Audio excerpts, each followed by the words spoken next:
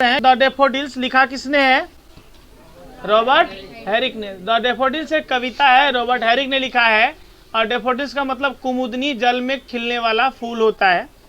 अब इसको, इस कविता के बारे में देखते हैं। पहले इसको लिखा है रॉबर्ट हैरिक ने। किसने लिखा है? रॉबर्ट हैरिक ने। ये 1591 यानी 1591 में ये पैदा हुए और 1674 में ये मर गए, है ना। ये दुनिया से अलविदा हो गए। सही बात है, क्योंकि दुनिया से अलविदा होते हैं कुछ धार्मिक मान्यताओं को माने तो, और कुछ धर्म कहता है कि हम विदा लेते हैं, क्योंकि फिर से हमको आना होता है धरती पर, है ना। जैसे कि बौद्ध धर्म बोलता है ना कि अवतार होता है। इसमें हिंदू सनातन में भी है, अवतार का मत है। क्योंकि 10 अवतार किसका हुआ था? विष्णु जी का। 9 अवतार हुआ था, एक बाकी है। देखिए 1591 से 1674 इसका टाइम पीरियड रहा है। Is a well known poet of the 17th century. ये 17वीं सदी के जाने माने कवि थे। कौन? Robert Herrick. His poems have simplicity, lucidity and brevity. अब यहाँ पर कहते हैं कि इसकी कविता साधारण होती है। साधारण होने का एक गुण है इसमें। उसके बाद इसकी कविता में व्याख्या भी होती है, व्याख्यात्मक भी होता है। और उसके बाद ब्रेविटी यानी संक्षिप्त भी होता है। यानी इसकी कविता साधारण भी है, अर्थपूर्ण भी है और छोटा भी है, ज्यादा बड़ा कविता नहीं लिखती। दिस पोएम यानी यह कविता the daffodils deal with the, कहता है, perishable nature of daffodils with ultimately suggest the transitory existence of all human beings. यहाँ देखिए इस कविता में जो है ये डैफोडिल का जो एक क्षणिक नेचर होता है, क्षणिक यानी कि जल्दी खिला और उसके बाद खत्म हो गया, इस नेचर के बारे में बता रहा है। और साथ ही साथ इसको मानव के जीवन से भी जोड़ रहा है।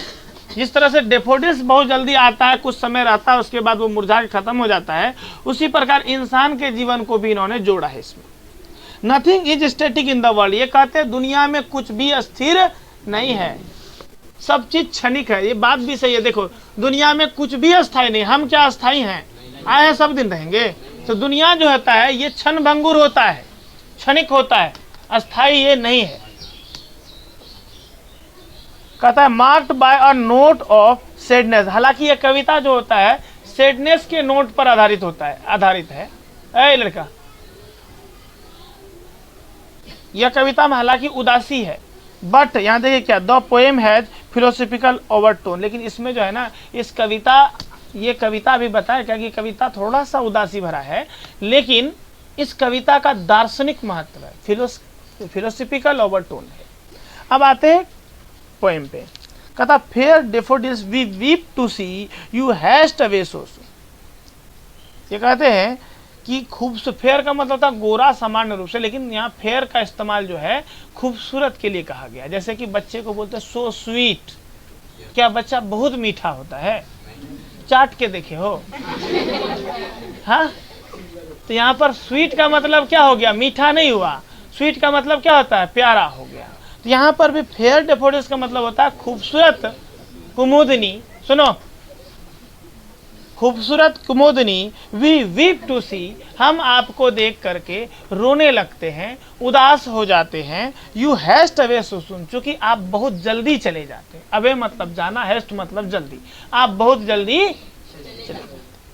As yet early rising sun has not attend his noon. आप जो है ना, अर्ली राइजिंग सन, सुबह उगने वाले जो सूर्य होते हैं, भोर का सूर्य जो होता है, उस समय से आप इसका दोपहर को भी अटेंड नहीं कर सकते। दोपहर से पहले ही पहले आप चले जाते हैं। ऐसा होता है ना नेचर, आप पानी के फूल को देखे भी हैं कि दोपहर से पहले ही क्या होता है? Has not attend his noon. आप इस सुबह के यानी कि भोर के सूर्य का स्वागत मानो आप करते हैं, आप सुबह सुबह आते हैं, लेकिन इसके दोपहर को भी आप अटेंड नहीं कर पाते। अटेंड करना समझ में आता है ना? अब स्टे, रुकिए रुकिए, अंटिल द हेस्टिंग डे।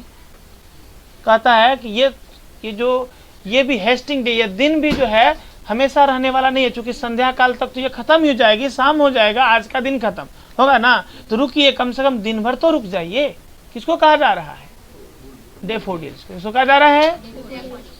कहता है stay until the hasting day has run but to the event song। कहता है कि ये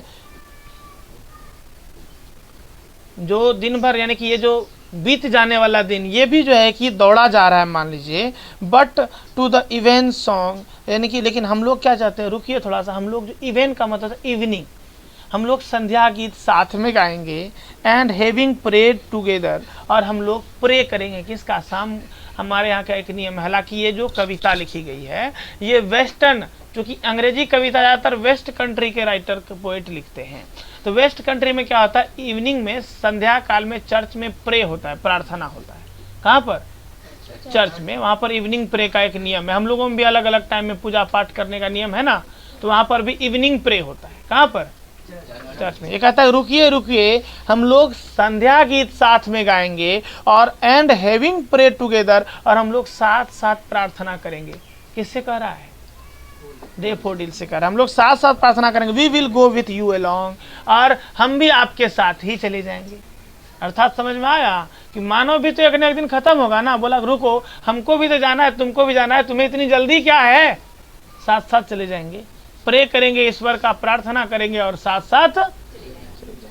अब देखिए सेकेंड स्टेंजा में आते हैं हम लोग। कहता we have short time to stay as you, कहता हमारे पास भी कुछ ही समय है इस दुनिया में रहने के लिए जैसे कि तुम्हारे पास। मतलब we have short time to stay, हमें भी बहुत ही छोटा सा समय मिला यहाँ रहने के लिए जैसे कि तुमको। We have as short spring, हमारे पास भी एक छोटा सा वसंत है।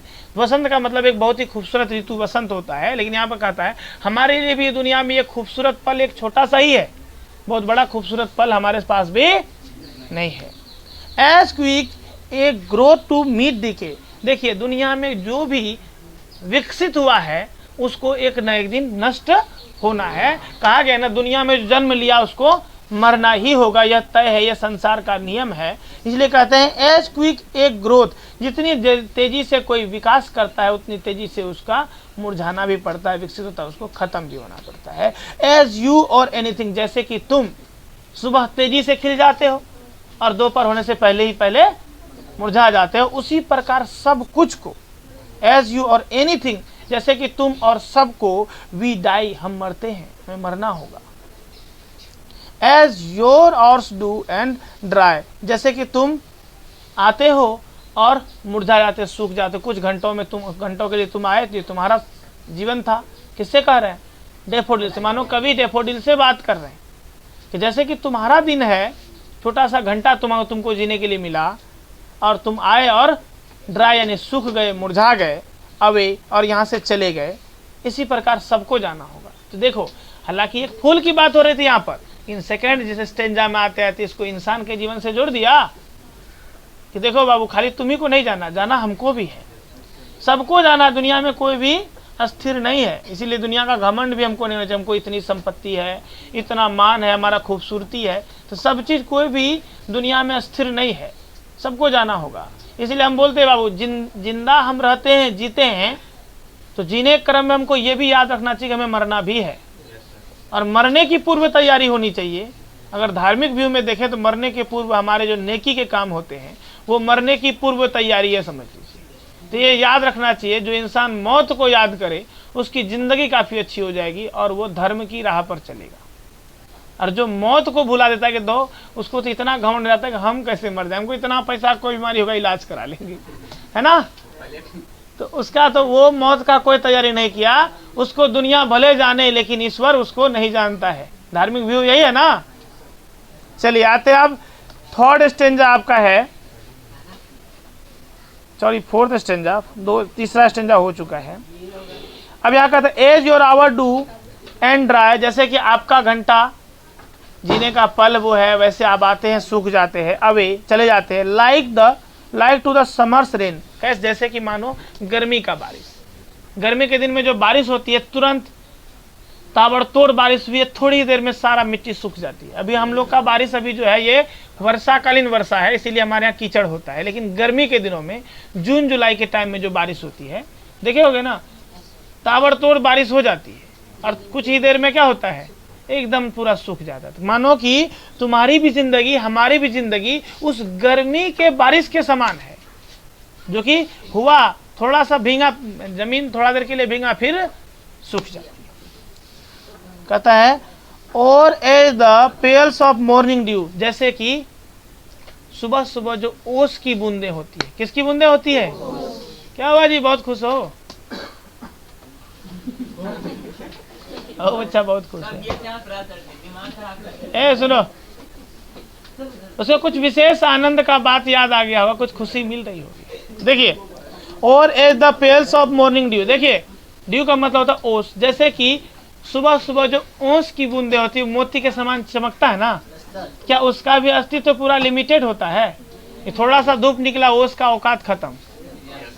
तो और as the pearls of morning dew never to be found again, जो कि दोबारा नहीं मिलता। सुबह सुबह जो ओस की बूंदें देखोगे पत्तों के ऊपर रहती है तो काफी खूबसूरत मालूम पड़ता है। क्या वो थोड़ा देर के बाद जो खत्म हो गया, सूख गया, वाष्पित हो गया, उसके बाद वो ड्यू देखने को मिलता है हमको? वो ओस देखने को मिलता है? नहीं मिलता। फिर दूसरे दिन दूसरा ओस होगा। इसीलिए दुनिया भी हमारा क्षण भंगुर है। हम लोग भी आए, हम आए चले जाएंगे, कोई और आएगा फिर जीने को। ये दुनिया हमारे बाप की नहीं है, समझे? सीधा सीधा समझ लो। इसीलिए बहुत सारे लोग जो है ना, ये दुनिया को, ये जमीन मेरा, ये दुकान हमारा, ये मकान हमारा, आपका कुछ नहीं है ना। ये दुनिया में आप चूंकि लिमिटेड नहीं है, स्थिर इंसान नहीं। इसीलिए ये कविता हमें सिखाती है। इस कविता का व्यू क्या है कि देखिए, ये जिंदगी जो है आपकी बहुत ही लंबी नहीं होने वाली है। आपको भी एक न एक दिन जाना होगा। कोई कुछ पहले जाएगा और कोई कुछ देर से जाएगा। हमारे जीवन में खुशी के पल भी लिमिटेड हैं, दुख भी हैं। इसीलिए सबको हम अच्छे तरीके से जी लें, क्योंकि हमको जीना ऐसे चाहिए। एक लाइन बहुत अच्छा है कि आज के समय में ज़िंदगी लोग ऐसे जीते हैं मानो कभी मरेंगे नहीं। ज़िंदगी ऐसे जीते हैं मानो कभी मरेंगे नहीं, और मर ऐसे जाते हैं मानो कभी जिए ही नहीं। ये होता है ना, जिंदगी ऐसे जीते हैं मानो कभी मरेंगे नहीं। देखो, जिंदगी जीते हैं, कहने दो, गलत सलत सारा काम करते हैं लोग, करते हैं कि नहीं करते हैं? उसको ये पता नहीं होता कि हम मरेंगे भी, चूंकि मर जाएगा तो क्या होगा उसको। तो अगर धार्मिक मान्यता को माने तो हिसाब भी देना होगा ना। तो वो सोचते हैं धोख करेंगे नेकी का काम, बूढ़ा होंगे तब नेकी का काम करेंगे, नमाज अदा कर लेंगे या पूजा पाठ जब बूढ़े होंगे तो करेंगे। होता है ना, युवावस्था में तो होता नहीं। और क्या पता हम युवा में ही मर जाए, कोई ठिकाना है? इसीलिए, और जब उसकी मौत नजदीक आती है तब उसको याद आता हम किए ही कुछ नहीं, धरती में आए क्यों थे। तब मरने के टाइम में ढेर सारी उम्मीदों को लेकर मरते, और थोड़ा सा जिंदगी मिल जाता तो नेकी कर लेते। लेकिन फिर जिंदगी मिलेगा तो फिर वही करेगा वो। इसीलिए लाइन है कि इंसान जीते मर जाते हैं, जीते ऐसे हैं मानो कभी मरेंगे नहीं, और मर ऐसे जाते हैं मानो कभी जिए ही नहीं। इसीलिए जिंदगी में अगर अच्छा जीना है, नेकी की राह पे अगर चलना है, तो जीना ऐसे चाहिए कि ये हमारा अंतिम दिन है। हमको जीना ऐसे चाहिए, हर एक दिन को इस तरह जीना चाहिए मानो ये हमारा अंतिम दिन है। तो ये हमको डर रहेगा कि अंतिम दिन है, कुछ अच्छा कर लो, है ना। तो अच्छे तरह से, इस तरह से हमारी जिंदगी काफी अच्छी हो जाएगी ना। ये पूरी कविता का ओवरटोन यही था। इसका महत्व यही कि हमको जिंदगी हमेशा अच्छे तरीके से जीनी चाहिए, क्योंकि जिंदगी का कोई ठिकाना नहीं है। अच्छा लगा कविता? ठीक है। इसी प्रकार आप लोग अगर बुक लेके आएंगे तो और बहुत मज़ा आएगा, इंटरेस्टिंग वे में पढ़ेंगे। और ये 9th है तो सारा हम देख लेंगे। 10th में शायद उतना समय नहीं मिल पाता है, ठीक है, और भी विषय का लोड रहता है।